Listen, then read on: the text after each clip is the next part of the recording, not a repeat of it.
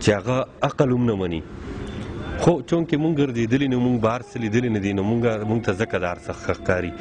5 کاله زمونږ هغه ځای شو، 5 کاله د دین اسلام په نوم ځای شو، 5 کاله د ژبې او د امن په نوم ځای شو، 5 کاله چې کوم دی د بدلون په نوم ځای شو.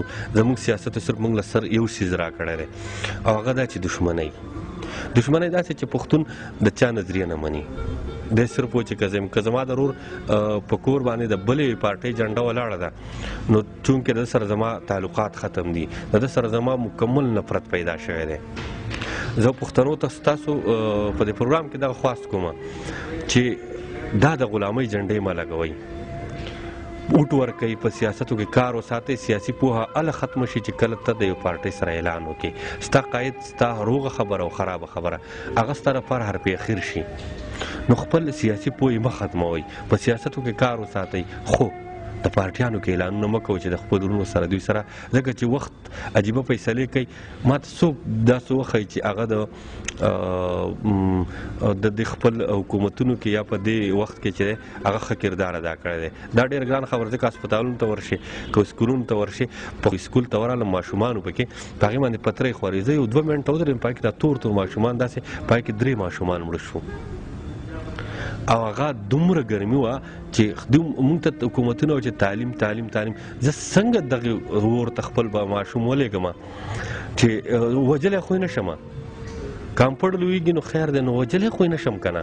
هغې ماشوم کې زه 2-3 منټه ولاړم په هغه ګرمۍ کې او دومره تپ و چې ما دې ماشومانو ته کاته نو تاسو یقین وکړئ چې ما د کوره پورې جړل.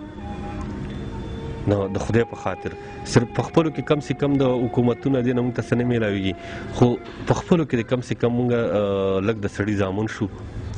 او بخښنې سره یم، خو ځینې خبرې بس دی، نور د میډیا په وجه دا خبره کول نه غواړي او دا داسې دی، عامه خبره به کوو. نو مونږ دې لږ د سړي زامن شو او په خپله دې د خپلې ترقۍ دپاره څه سوچ وکړو، څه فکر وکړو.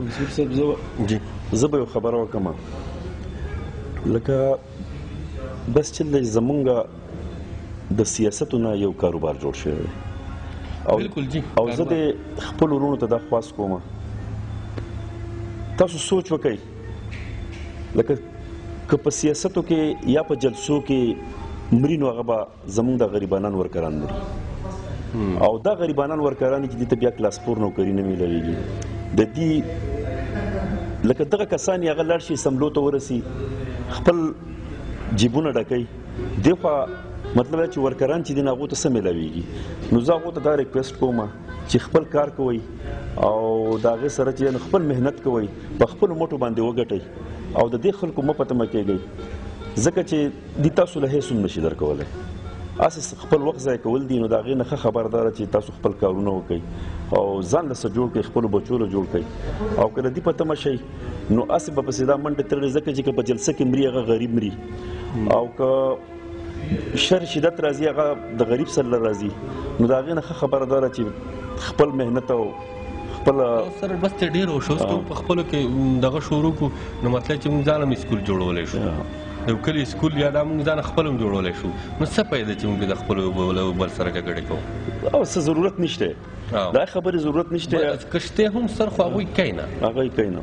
نو بس که څه شعور پکې او ستاسو دا خبرې اورېدلي وي خپلې مدده مطلب په خپله باندې چې که دا کسان دغه شي او ځان په خپله باندې دا کارونه مارونه وکړي او د چا په تمه نه یو مخ په وړاندې باندې روان او محنت کوي، نو الله تعالی چې دی نه هغه صاحب ستاسو ډېره مننه کوم، ستاسو سره ډېرې زیاتې قیمتي خبرې وشولې او زه امید کوم چې اورودونکي به هم په دغه خبرو باندې پوهېدلي وي او د عقل خاوند د ډېر لږ خبره باندې پوهېږي.